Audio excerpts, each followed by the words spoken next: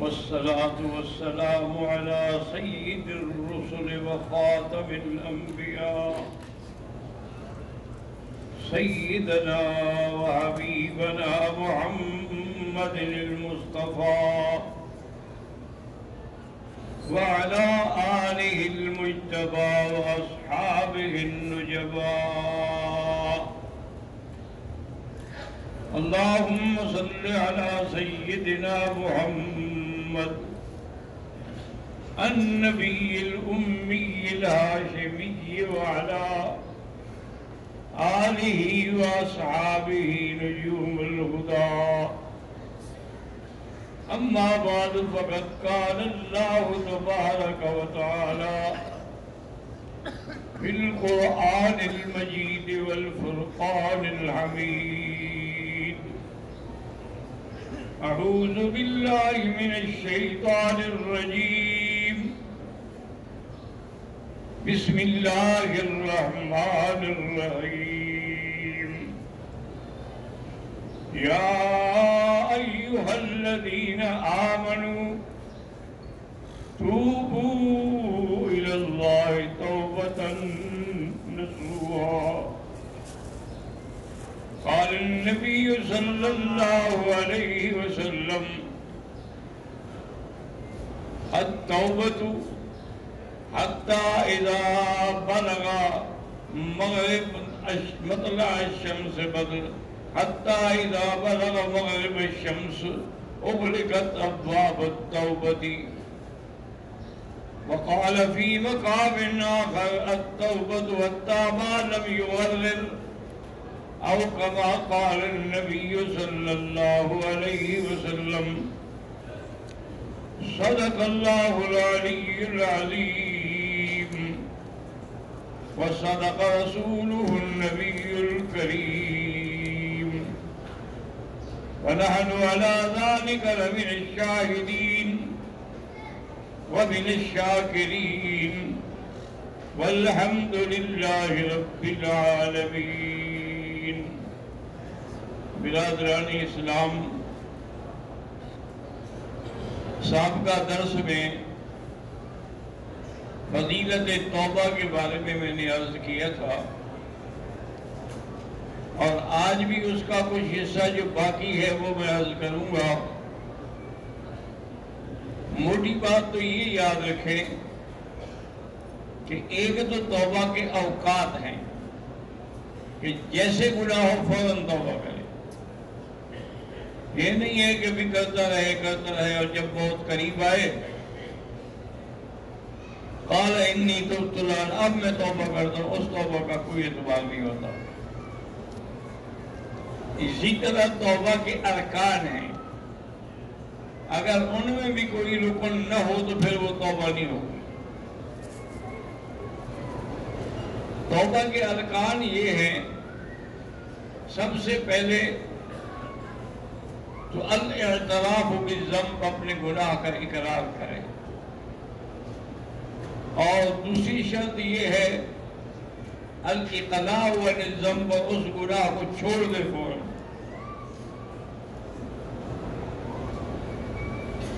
اور تیسری بات یہ ہے کہ پھر توبہ کو مستقل رکھے، توبہ کرتا رہے۔ اسی لیے میرے آقا نے فرمایا: یا ایھا الناس توبوا الی اللہ، توبہ کرو، انی اتوب فی کل یوم 100 مرۃ، میں ایک دن میں 100 دفعہ استغفار کرتا ہوں۔ حالانکہ اللہ کے نبی پاک ہے، بے گناہ ہے، لیکن اس کے باوجود بھی استغفار کرتے ہیں۔ لیکن یہ بھی سمجھ لیں کہ اگر استغفار میں گناہ ہوں تو معاف ہو جائیں گے، لیکن اگر گناہ نہ ہوں تو درجات بلند ہو جائیں گے۔ اس لیے انبیاء توبہ کرتے تھے۔ ایک روایت میں یہ بھی آتا ہے کہ صحابہ کہتے ہیں کہ ہم مجلس میں بیٹھ کے گنتے رہتے تھے کہ کتنی دفعہ حضور توبہ کا لفظ فرما رہے ہیں، تو تقریباً کبھی 70 ہوتا، کبھی 100 ہوتا۔ اس لیے توبہ اتنی اہم چیز ہے کہ اللہ کے انبیاء بھی توبہ کر رہے ہیں درجات کی بلندی کے لیے. اور توبہ کے مفادات یہ ہیں، جیسا کہ بعض روایات میں ہے کہ ایک عورت زانیہ وہ حضور صلی اللہ علیہ وسلم کے پاس آئی اور کہا انی اذنبت اصبت الحد فطہرنی، میں نے گناہ کیا ہے، مجھے آپ پاک کریں. حضور پاک نے فرمایا کہ ہو سکتا ہے کہ بھی تم نے ہاتھ لگایا ہو، ملے ہوں، بوسہ دے، اور کہا نہیں یا رسول اللہ، یہ دیکھیں میرے پیٹ میں بچہ، ایسے بڑی نشانی کیا ہو سکتی ہے؟ اصبت الحد، میں حد کے گناہ کو پہنچی ہوں، مجھے پاک کریں.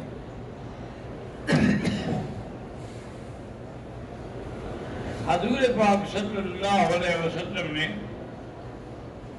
فرمایا کہ دیکھو ابھی تمہارے پیٹ میں بچہ ہے، اگر ہم حد قائم کریں اور بچہ مر جائے تو اس کا کون ذمہ دار ہے؟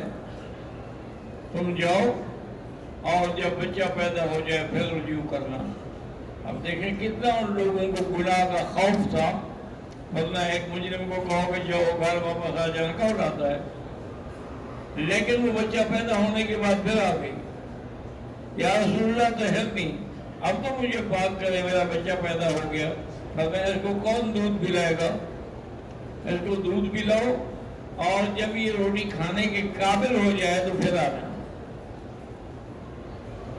حضور صلی اللہ علیہ وسلم کے بعد اتنی مدت کے بعد پھر وہ بچے کو لے کے آئی تو اس کے ہاتھ میں روٹی کا ٹکڑا بھی تھا. کہ حضرت دیکھیں یہ روٹی کھا رہا ہے. اور فرمایا کہ صحابہ کو حکم دیا کہ ٹھیک ہے لے جاؤ اور اس کو رجم کر دو، اور جب رجم ہو جائے پھر مجھے بتانا، اس پر میں نماز پڑھوں گا. اس کو رجم ہو گئی، وہ مر گئی.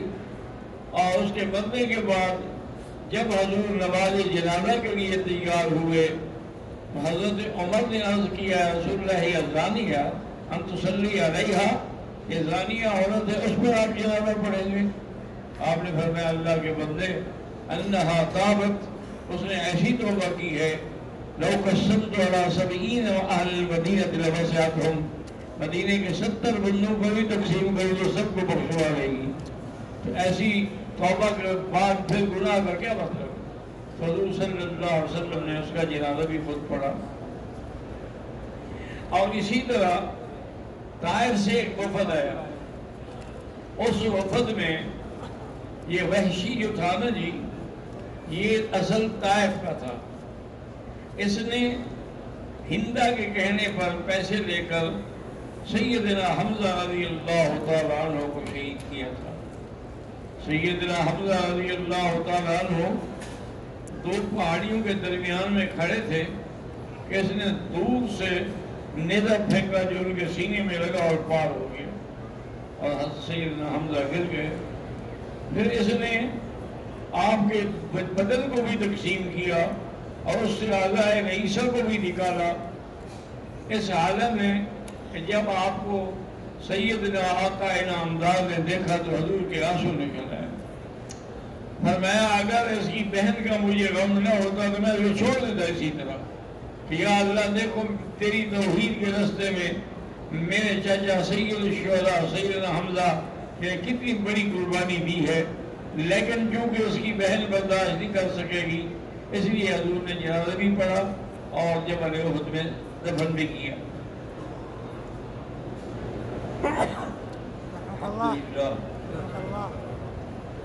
اب جب وفد آنے لگا طائف سے تو انہوں نے وحشی سے کہا کہ بھئی تم بھی چلو توبہ کر لو، کہیں ایسا نہ ہو جائے کہ توبہ کیے بغیر رہ جاؤ. انہوں نے کہا میرا اتنا بڑا گناہ ہے، آپ لوگوں کو تو پتہ ہے نا، میں کس منہ سے حضور کے سامنے جاؤں گا؟ انہوں نے کہا اللہ کے بندے قرآن پاک میں آیت اتری ہے کہ یا عبادی الذین اسرفوا علی انفسہم لا تقنطوا من رحمت اللہ ان اللہ یغفر الذنوب جميعا. جن لوگوں سے بھی خطا ہو جائے وہ نا امید نہ ہوں، اللہ سارے گناہ بخشنے کے لیے تیار ہے۔ اب اس نے کہا مجھے امید ہے بھی شاید میری توبہ بھی قبول ہو اور میرا اسلام بھی قبول ہو۔ ویشی آیا اور آگے کھڑا ہو گیا، کہا حضور عرفتنی، آپ نے مجھے پہچان لیا؟ حضور نے فرمایا کہ ہاں میں نے تمہیں پہچان لیا، میرے سگے چچا کہ تم قاتل ہو۔ انہوں نے کہا اب تو میں اسلام لانے کے لیے آیا ہوں۔ آپ نے کلمہ پڑھایا، مسلمان ہو گیا۔ اس نے کہا دیکھو اب تم مسلمان ہو گئے ہو، میں کچھ نہیں کہتا، اب تو تم ہمارے بھائی ہو، کیونکہ مسلمان ہونے کے بعد تو سارے گناہ جو ہیں وہ معاف ہو جاتے ہیں۔ لیکن میں ایک بات تم سے کہوں گا کہ میرے سامنے نہ آیا کرو، میرے پیچھے بیٹھا کرو، کیونکہ تمہیں دیکھ کے مجھے چاچا ہی آ جاتا ہے۔ وہ کھڑا ہو گیا اور نے کہا حضور اب میں آپ کے سامنے کبھی نہیں آؤں گا، اس دن آؤں گا جب میں آپ کو منہ دکھانے کے قابل ہوں گا۔ اب وہ کہتا ہے کہ میں سوچتا رہا، حضور صلی اللہ علیہ وسلم کی وفات ہو گئی۔ ان کے بعد سیدنا ابو بکر رضی اللہ عنہ کا دور آیا، خلافت کا دور آیا۔ حضور نے حضرت اسامہ کو بھیجا تھا جنگ یمامہ کے لیے، یہاں سے مسیلمہ بن الکذاب نے دعویٰ نبوت کا کیا تھا۔ یہ یمامہ ہے، اسی کو تمامہ بھی کہتے ہیں، یہ ریاض کے قریب ایک جگہ کا نام ہے، وہیں سے یہ نکلا تھا مسیلمہ بن الکذاب۔ اب جب صحابہ مقابلے کے لیے گئے تو آپ اندازہ کریں جھوٹا نبی، لیکن 70,000 اس کی فوج تھی۔ اب وہاں گئے تو وحشی کو پتہ لگا، اور نے کہا آج مجھے موقع ہے، اگر اللہ کامیاب کر دے ہو سکتا ہے کہ میں حضور کے سامنے جانے کے قابل ہو جاؤں۔ تو اپنے گھوڑے پہ آیا اور اس اللہ کے بندے نے ماشاءاللہ اسی نیزے سے جس سے سیدنا حمزہ کو شہید کیا تھا، وہی نیزہ اتنی زور سے پھینکا کہ اس کے سینے پہ لگا اور پار ہو گیا، اور وہی کافر فی النار ہو گیا، گر گیا۔ اور اس کے بعد اس نے کہا فزت ورب الکعبہ، مجھے رب کعبہ کی قسم ہے آج میں کامیاب ہو گیا۔ میں نے اپنے کفر کے زمانے میں سب سے اچھے آدمی کو شہید کیا تھا، اور آج میں نے اسلام کے زمانے میں سب سے برے آدمی کو مارا ہے۔ انشاءاللہ اب میں حضور صلی اللہ علیہ وسلم کے پاس جانے کے قابل ہو جاؤں گا۔ اللہ تبارک و تعالیٰ سے اندازہ کریں کہ توبہ اور اسلام ایسی چیز ہے کہ یہدم ما کان قبلھا، جو پہلے گناہ ہوتے ہیں وہ سارے کے سارے معاف ہو جاتے ہیں۔ ایک دن حضور بیٹھے تھے کہ ایک بدوی آیا، یعنی ان پڑھ، اس کو کہتے ہیں عربی۔ تو اس بدوی آیا، اس نے کہا کہ یا رسول اللہ تبارک و تعالیٰ ہمارے ہر گناہ کا حساب کریں گے۔ حضور نے فرمایا اللہ کے بندے حساب تو ہر چیز کا ہوگا، بڑا ہو یا چھوٹا ہو، لیکن اس کا علاج تو ہے نا کہ آدمی توبہ کر لے، اصلاح کر لے اپنی۔ اس نے کہا یا رسول اللہ ہم کاروبار کرتے ہیں، اگر کوئی چھوٹی موٹی رقم رہ جائے تو ہم معاف کر دیتے ہیں، اللہ اس چھوٹی چیز پر بھی حساب کریں گے؟ حضور نے فرمایا کہ ہاں بالکل اللہ حساب فرمائیں گے۔ اب جناب بدو جو تھا نا جوش میں آ گیا، کہنے لگا اچھا اگر حساب کریں گے تو میں بھی حساب کروں گا۔ صحابہ تو کام گئے کہ یہ اللہ سے حساب کرے گا۔ تو آپ نے فرمایا کیا مطلب؟ اور نے کہا کہ اگر اللہ تبارک و تعالیٰ نے میرے گناہ پیش کیے تو میں اس کی مغفرت پیش کروں گا، اگر اللہ نے میری خطا پیش کی تو میں اس کی عفو اور عافیہ پیش کروں گا۔ یہ چیز اللہ پیش کریں گے اس کے مقابلے پہ میں اللہ کی رحمت پیش کروں گا۔ جبرائیل علیہ السلام آئے، انہوں نے کہا کہ میرے نبی اس کو کہہ دو کہ لا نحاسبک ولا یحاسبنا، ہم نہ تمہارا حساب کریں گے نہ تم ہمارا حساب کرنا، ہم تمہیں جنت ہی عطا فرمائیں گے۔ اللہ تبارک و تعالیٰ نے اس کو بھی جنت عطا فرما دی۔ حضور صلی اللہ علیہ وسلم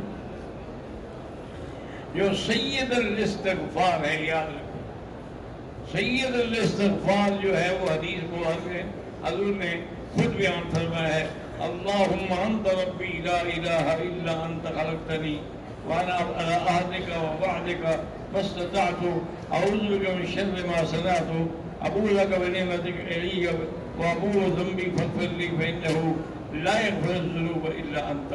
اللہ تبارک و تعالی اگر صحیح معنوں میں انسان دل سے توبہ کرتا ہے تو اس کی توبہ قبول بھی ہو جاتی ہے اور وہ سارے گناہ بھی اس کے بخشے جاتے ہیں، لیکن شرط یہی ہے کہ توبہ ارکان کے ساتھ ہو، توبہ اپنے وقت کے ساتھ ہو۔ اللہ سے دعا کریں اللہ اپنے دروازے میں بیٹھ کے ہمیں بھی توبہ کرنے کی توفیق دے۔ استغفر اللہ الذی لا الہ الا هو الحی القیوم واتوب الیہ۔ استغفر اللہ ربی العظیم من کل ذنب واتوب الیہ۔ استغفر اللہ استغفر اللہ استغفر اللہ۔